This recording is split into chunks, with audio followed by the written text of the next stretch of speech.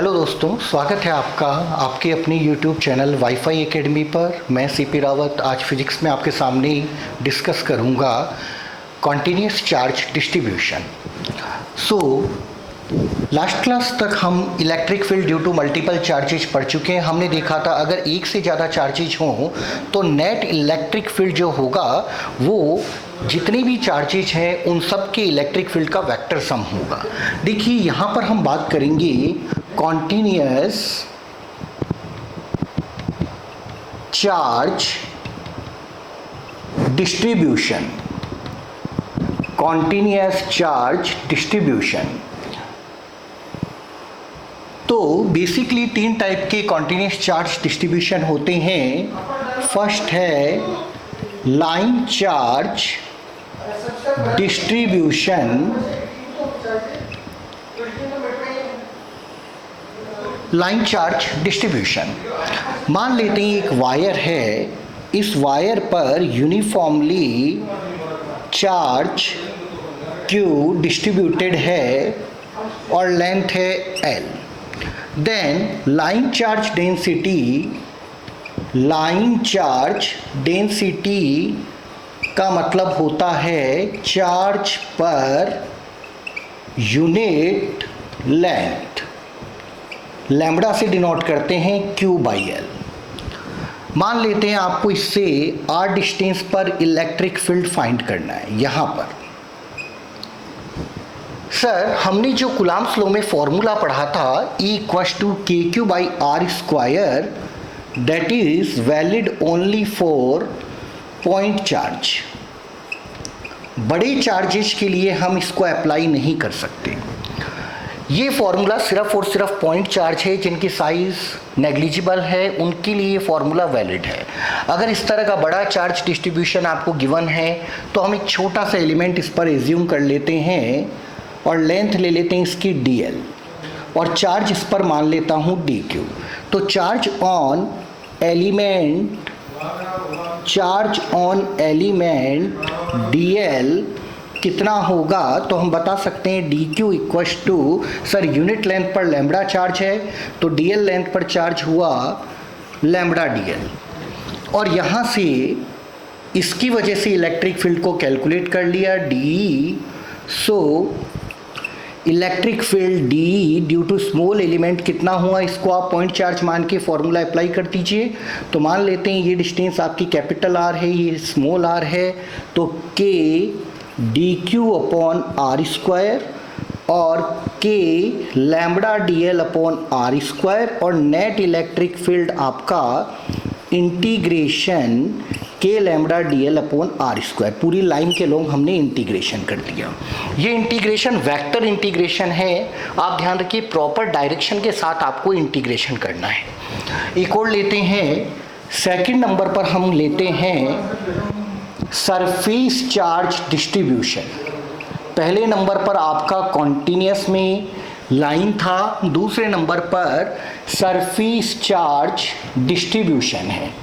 Line में आप समझ के, लाइन का मतलब जिनकी लेंथ के अलोंग चार्ज डिस्ट्रीब्यूटेड है। एग्जाम्पल वायर ले सकते हैं, रिंग ले सकते हैं। सरफेस का मतलब डिस्क ले सकते हो, प्लेन शीट ले सकते हो। तो सरफेस चार्ज डिस्ट्रीब्यूशन मान लेते हैं आपके पास ये पूरी एक शीट है, इस शीट का एरिया है S और इस पर चार्ज Q यूनिफॉर्मली डिस्ट्रीब्यूटेड है। ये आपका चार्ज Q इस पर डिस्ट्रीब्यूटेड है। तो चार्ज डेंसिटी, सरफेस चार्ज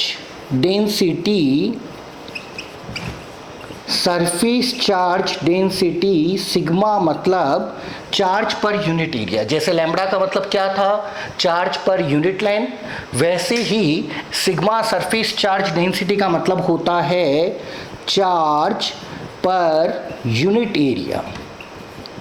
तो यूनिट एरिया पे कितना चार्ज हुआ वो देख लीजिए sir. Total charge Q, total area S, तो Q/S कूलम्ब/मीटर²। अगेन वही बात, छोटे से पॉइंट के लिए हम फॉर्मूला लगा सकते हैं kq/r², बड़े डिस्ट्रीब्यूशन के लिए नहीं लगा सकते। तो अगर मुझे यहाँ पर इलेक्ट्रिक फील्ड फाइंड करना है तो मैं एक छोटा सा एलिमेंट एज्यूम कर लेता हूँ ds, इस पर चार्ज ले लिया dq। ये डी क्यू चार्ज लिया, इसकी वजह से इलेक्ट्रिक फील्ड आपका डी बोल दिया, तो कितना इलेक्ट्रिक फील्ड होगा डी, तो आप समझ गए के चार्ज है डी क्यू और अपोन में आर स्क्वायर। नेट आपको निकालना है, इसका इंटीग्रेशन करेंगे के डी क्यू की जगह हम पुट कर सकते हैं चार्ज ऑन एलिमेंट कितना होगा, तो चार्ज ऑन एलिमेंट आपका होगा D Q equals to sigma D S. Sigma क्या था, चार्ज पर यूनिट एरिया, तो यूनिट एरिया पे चार्ज सिग्मा है, तो डी एस एरिया पे सिग्मा डी एस, तो K sigma D S upon R square और पूरे का सरफेस के रेस्पेक्ट में इंटीग्रेशन कर दिया। सो आप देख सकते हैं अगर हमारे पास कॉन्टिन्यूस चार्ज डिस्ट्रीब्यूशन है, मतलब पॉइंट चार्ज नहीं है और बड़े चार्जेस डिस्ट्रीब्यूशन है, तो आप उसको छोटे छोटे पार्ट्स में ब्रेक कर लीजिए और हर एक पार्ट के लिए इलेक्ट्रिक फील्ड निकालकर उनका वेक्टर इंटीग्रेशन कर दीजिए। तो आपने दो पढ़े, एक लाइन एक सरफेस। थर्ड नंबर पर हम लेते हैं volume charge distribution.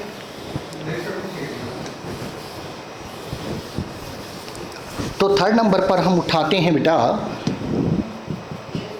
Volume charge distribution. ये आपका है थर्ड नंबर का।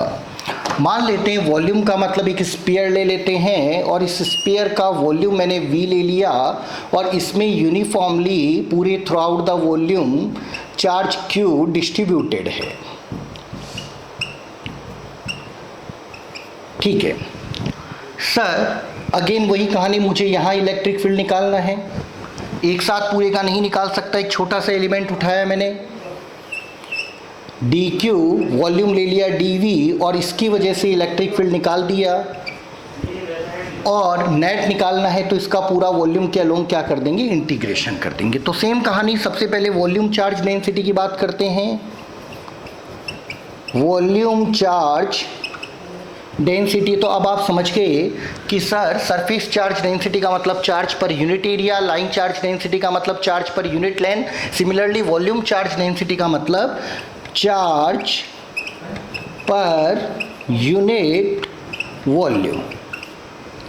तो यहाँ से चार्ज कितना है Q, वॉल्यूम कितना है V, इसको रो से डिनोट कर देते हैं कूलम अपॉन मीटर क्यूब। अब आप बता दीजिए इस स्मॉल एलिमेंट पे कितना चार्ज होगा, तो charge on small element dV कितना चार्ज आ जाएगा, तो आप बता सकते हो सर इस पर चार्ज हो गया यूनिट ए, वॉल्यूम पे रो चार्ज था तो dV वॉल्यूम पे rho dV, so electric field आपका K dQ upon R square and dQ की जगह आपने पुट कर दिया rho dV upon R square. ये आपका कॉन्टिन्यूस चार्ज डिस्ट्रीब्यूशन का ब्रीफ इंट्रोडक्शन है। अब कॉन्टिन्यूस चार्ज डिस्ट्रीब्यूशन में हम किस किस का निकालते हैं, तो हम निकालेंगे बेटा रिंग का, वायर का, डिस्क का, स्फीयर का, सबका हमें निकालना है यूजिंग बेसिक इंटीग्रेशंस। तो देखिए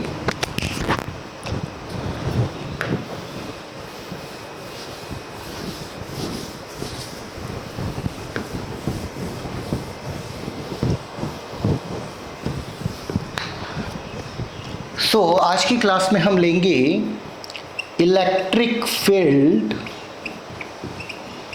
on axis of uniformly charged ring.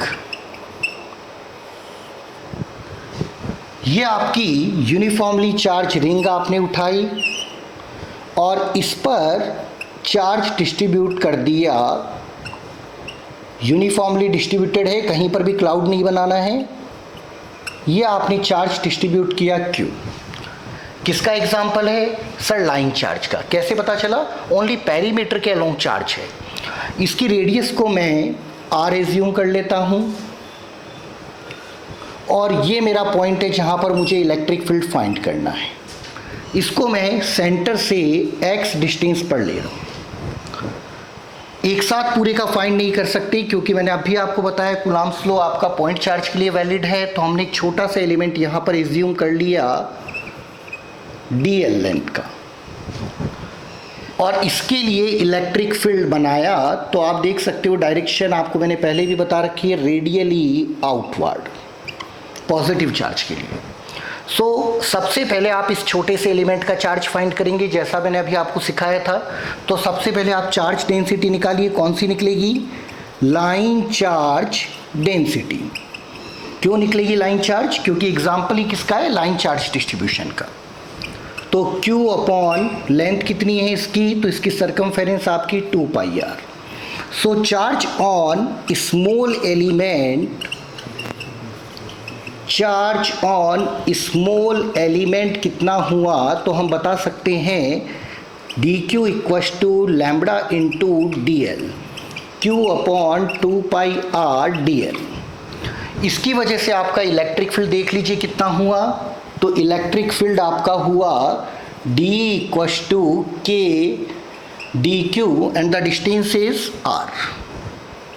यहाँ से k dq की वैल्यू पुट करिए आपने q अपॉन 2πr dl,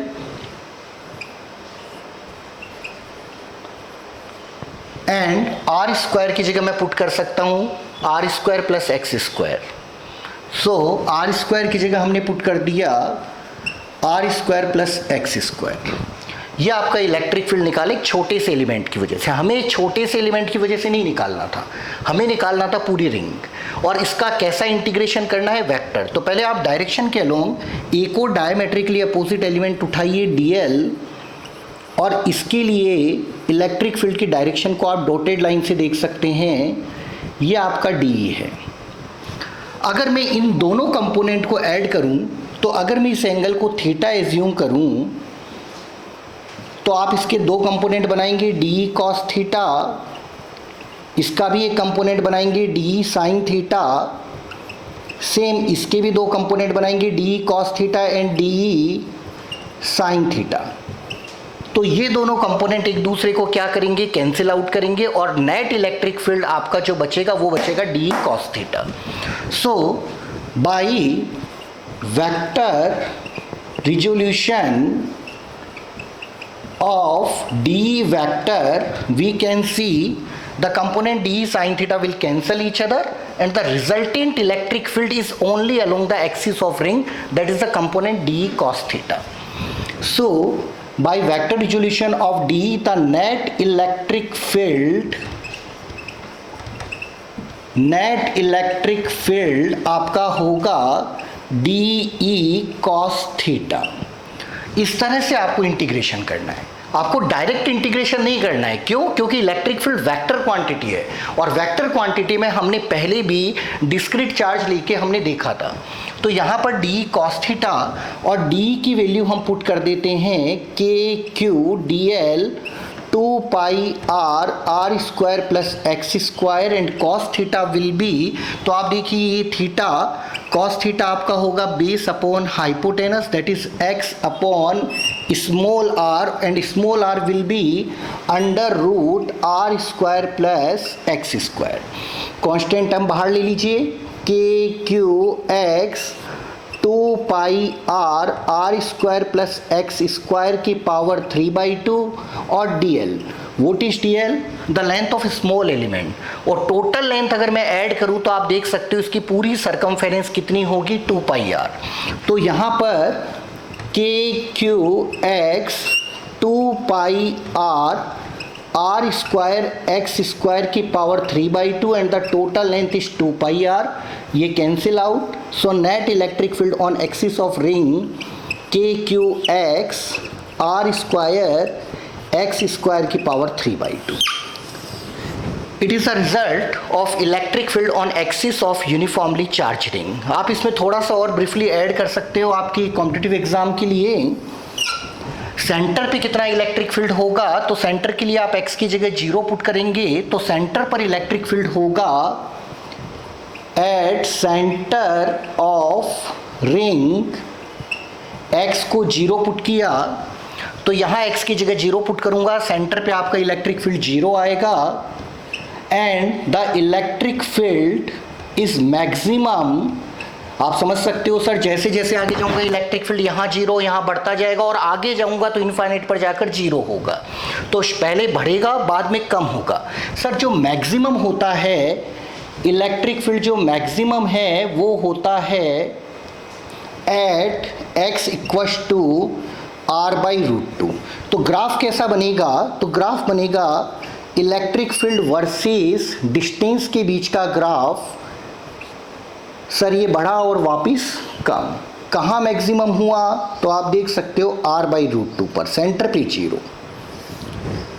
सो ये आपका इलेक्ट्रिक फील्ड है, किसकी वजह से? लाइन चार्ज डिस्ट्रीब्यूशन, जो कंटिन्यूस चार्ज डिस्ट्रीब्यूशन का फर्स्ट एग्जांपल है।